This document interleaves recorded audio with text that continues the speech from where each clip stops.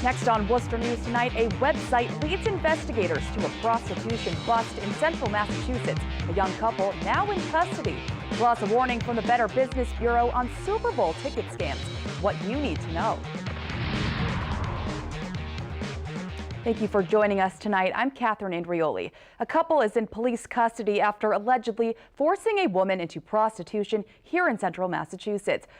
Police arrested 24-year-old Mohammed Abdi and his girlfriend, 19-year-old Erica Ortiz Maldonado in Connecticut earlier this month. Court records revealed a search warrant was requested for Ortiz Maldonado's laptop. The couple allegedly forced a young woman to post ads on Backpage.com and perform sexual acts in exchange for money. The victim was forced to do this at several hotels in Auburn, Shrewsbury, and Northborough. Mass Live is reporting they are being held on multiple charges. Abdi is due in court later this month, and Ortiz Maldonado will face a judge in February. A Newton dentist is facing penalties over alleged improper billing at 21 dental offices across the state, one of which is in Worcester. Dr. Julia Fagel has agreed to pay $475,000 to the state's Medicaid program to, quote, resolve allegations of improper billing for dental work at 21 offices. That's according to Attorney General Maura Healey. Worcester Family Dental was one of several places where patients were improperly billed. The allegations come after an investigation by the Massachusetts Attorney General's office. The dental practice couldn't be reached for comment. The Patriots are going to the Super Bowl, and now the rush is on as fans look for ways to watch the team in Houston. Travel agents are taking more calls from people looking for the best deals, and there's also a warning out to watch out for scams. Our Olivia Lemon has the details. The Patriots are heading to the Super Bowl, and so are some of their fans. But the trip to the big game will cost you. Airline tickets, if you want to go nonstop, they're upwards to $1,500 round trip right now. Penny Dumas says a typical flight to Houston is usually around $250 nonstop. The travel counselor for AAA Northeast says members have been calling since Monday looking for deals. If you had bought a ticket right when we won last weekend, you might have gotten a better fare right Friday to Monday. Now you have to kind of pull out a little bit, maybe go Thursday or Wednesday, or maybe come back on a Tuesday. Dumas says some are opting for the less expensive option of flying into Dallas for about $650 and then making the 4-hour car ride to Houston. According to StubHub, the average price of a Super Bowl ticket right now is $5,000. And Dumas says customers are hoping to find an affordable way to get there. Anxious fans who are lucky enough to get their hands on tickets who are calling to see how to get there efficiently and cost effectively. The Better Business Bureau is warning fans to be on the lookout for Super Bowl ticket scams. So everybody's excited. They want to be a part of the biggest game of the year. So there is that drive for people eager to get last-minute tickets, which drives scammers to con people. The BBB says fans are encouraged to buy tickets from a secure website and pay with a credit card. You never want to wire transfer money. That's a red flag for any scam, or send it by a cashier's check. You won't be able to have any recourse. Olivia Lemon, Worcester News Tonight. It appears Massachusetts lawmakers could be getting a big raise. The final vote is tomorrow, but some lawmakers are not happy about getting more money. Alicia Palumbo has the details from Beacon Hill. The House voted late this afternoon to approve expanded pay raises for all state lawmakers by a vote of 115 to 44. Now, the vote appeared to fall mostly on party lines, with most Democrats voting in favor of the pay hikes and the Republicans we spoke to voting against it. Now, the bill would give a large pay hike to positions like the Senate President and Speaker of the House, smaller increases to committee chairs, and all lawmakers would see their office budget expenses increase. Shortly before the vote, House Speaker Robert DeLeo said he planned to take the pay raise, while some Republicans insist if this is eventually signed by the governor, they will donate the raise to charity. Some of them had mentioned they actually feel that it's low compared to the work responsibility. But having said that, I think bottom line that I feel it's fair. Some of the pay increases were, I thought, fairly outrageous. We've got people out there that are suffering without pay raises, having a hard time putting food on their table, paying for their health care.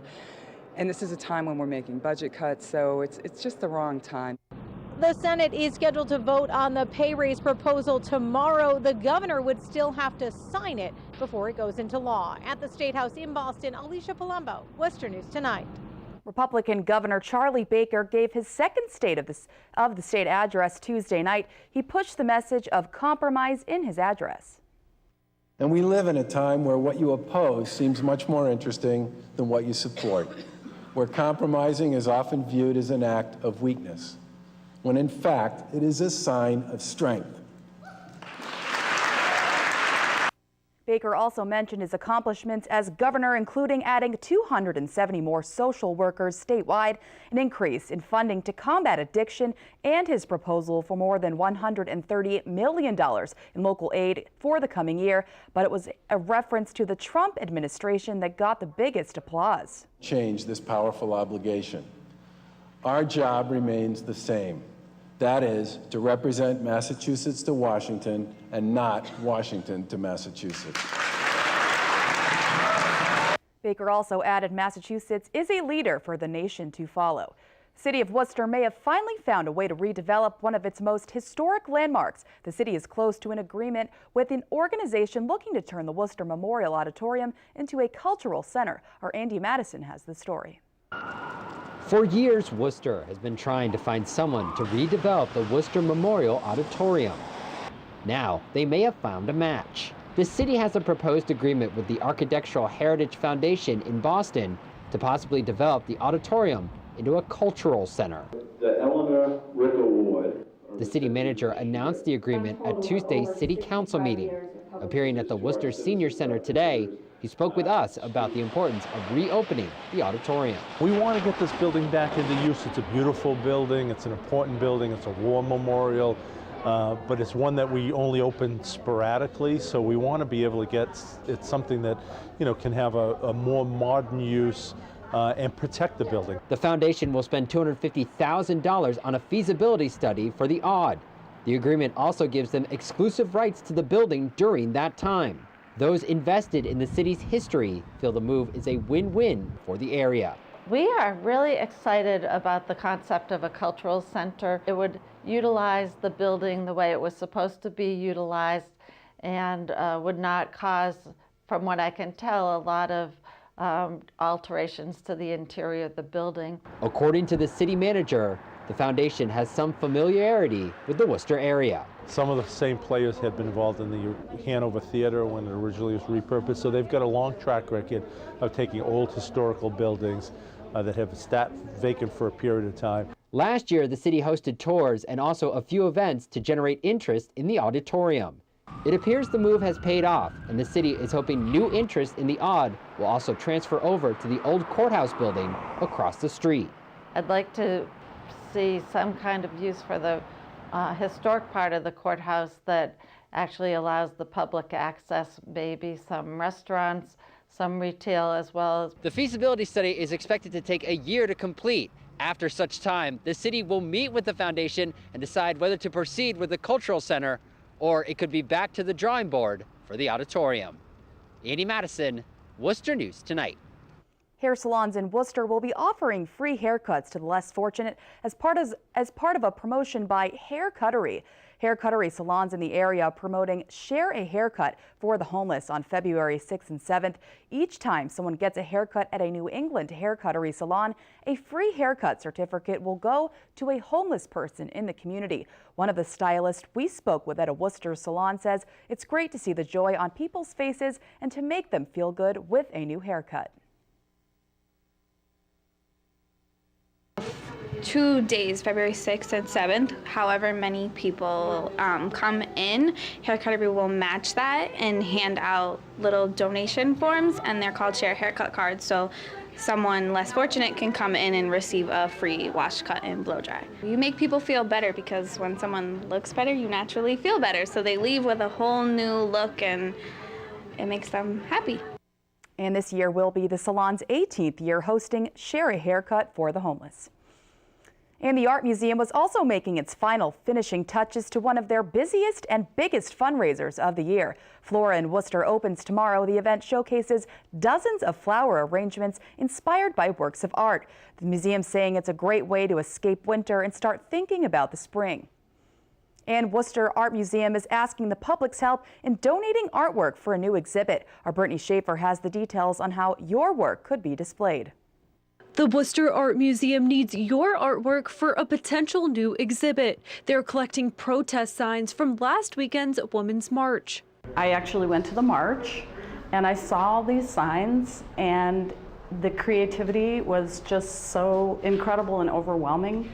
A lot of the signs I would look at and get choked up because they were so powerful. The museum posted on Facebook Tuesday asking for people to drop off their signs at whim. Curators say there is self-expression and creativity behind each sign. They see them as art. And these were people using art to express themselves. And so I saw that connection to our show. It's pretty personal and intimate. So we know that the march, the Women's March, was historic, but it was really interesting to see people's connection and how they choose to express themselves. With the high turnout of the women's marches, the museum believes the display will have high human interest. Whenever you can actually connect to what's going on and allow people to engage one another and hopefully do so in a meaningful way, in a polite and civil way, is really always important. To me, it shows the importance of museums being relevant to people's lives. You can drop your signs at the Worcester Art Museum during their business hours Wednesday through Sunday. Over the next couple of days, drop them off at the desk. We'll sign them in, and we'll say thank you very much for doing so. And we hope to see your sign. Brittany Schaefer, Worcester News.